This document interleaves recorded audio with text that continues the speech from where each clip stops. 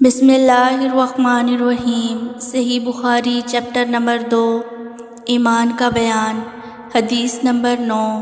سند حدیث اور حدیث مبارکہ صلی اللہ علیہ وسلم۔